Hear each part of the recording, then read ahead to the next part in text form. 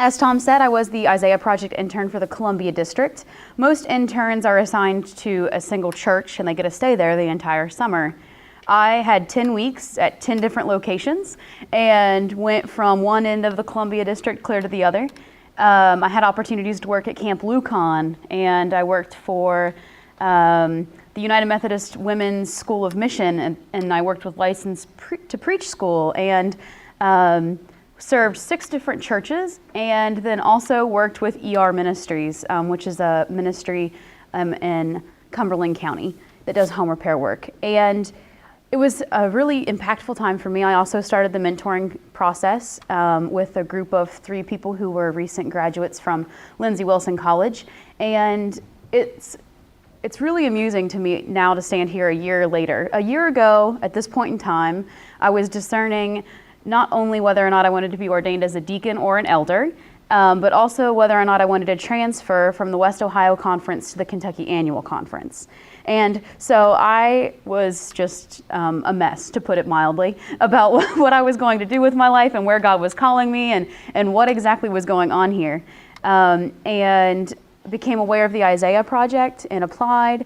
I actually joined the Kentucky Annual Conference in May of this year, so just before I started my internship, and was still discerning between deacon's orders and elder's orders. I'd been an intern at 4th Avenue United Methodist Church for a year and had decided that maybe church wasn't as bad as I thought it could be, and maybe I should give it a shot. So I took a project or an internship with the Isaiah Project, kind of hoping to round out my understanding of what it looks like to be United Methodist in the Kentucky Annual Conference. And one thing that was really exciting for me was that we do good ministry everywhere. I really had an amazing opportunity to work with some youth and some young adults, and also churches that were 50 people in church on Sunday, churches that had 300 people at church on Sunday. I met Methodist people who have, baptismal, full-fledged baptismal founts where they dunk them. Didn't really know we did that, but we do. And other kind of opportunities like that, and it was absolutely wonderful. And I think one of the most impactful things for me was I worked with ER Ministries, like I told you, and it's a home repair ministry that meets for 4 days and does home repair work in the Cumberland County area. And that's not as obscure as you might think. I actually have 5 years of experience working for a home repair ministry. So if you ever need to build a deck, redo a roof, vinyl side something, underpin it, give me a call. And so for this opportunity, having this lovely skill set, was asked to clean a woman's home, which I was initially a little surprised by. Okay, I could build the deck, but sure, I'll clean a home. And I went, and this woman had more animals than I knew a person could have. And her little chihuahua, Taco,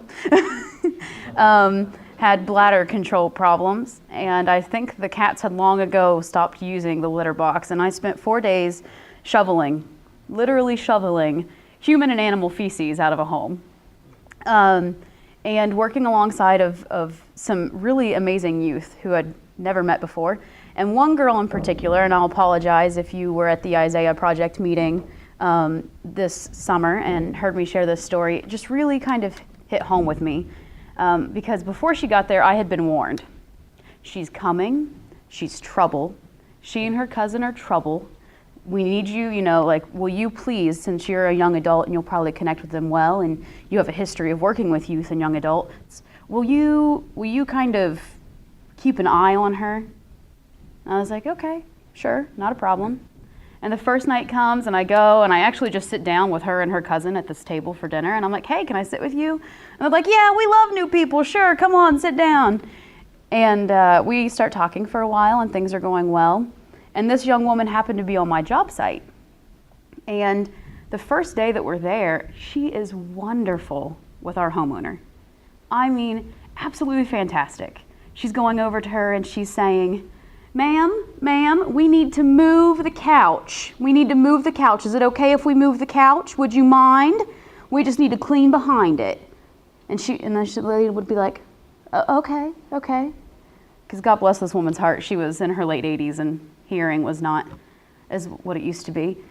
And then a little bit later, she'd say, ma'am, we're going to wash the ceilings. Have you ever washed a ceiling? Neither had I. Anyways, ma'am, we're going to wash the ceilings. We're going to need you to sit outside on the front porch. Is that all right? Would you come outside with me? And she took her by the arm and she escorted her outside on the front porch and sat her down. And I will tell you that this girl who was going to be so much trouble was the biggest blessing, I think, to me that entire summer. Because while we were out taking a water break / a breathing break, because the air was so harsh in the home that you couldn't breathe it for more than a few minutes at a time before you had to go outside and take off your mask and breathe some good air, I was like, I just kind of wanted to affirm her a little bit. I said, you are excellent with our homeowner. You're excellent with her. I said, I'm really proud of you. You're just doing a really great thing right now. And she looked at me, all 13 years of her, who had been nothing but trouble as far as the adults were concerned. And she said, I really know what it's like to feel uncomfortable and to not fit in. And I don't want our homeowner to feel this way. I want her to feel comfortable with us being in her home. And I thought, what an impact that this 13-year-old girl would get the concept of being Christ to somebody better than the adults who were there ministering alongside of her, who were cracking jokes about how bad the house smelled. She was able to see a person who was in need and who was hurting and who needed somebody to love on her more than she needed her house cleaned. And that 13-year-old girl got that troublemaker got that in a way that the adults couldn't even comprehend. And I was proud of her. And that week, she never gave me or any other adult an inkling of trouble at all. She was perfectly well behaved. I have no idea if maybe they mistook her with someone else, or if maybe the idea that an adult would sit down at a table with her and have supper with her before the work ever began maybe made a little bit of a difference. And it's instances like those, I think, that let ministry be real to the lives of our young people, that will allow them to accept a call of Christ in their lives, and that allows them to say, if I can do this, if I can make a difference in the life of a 13-year-old girl who's never been anything other than a troublemaker, and let her share in the ministry of Christ, then maybe I want to share in the ministry of Christ in my life as well. Maybe Christ ministry through the church, through ordination, and through the work that we do is worth it. And it's something I think that was really impactful for me.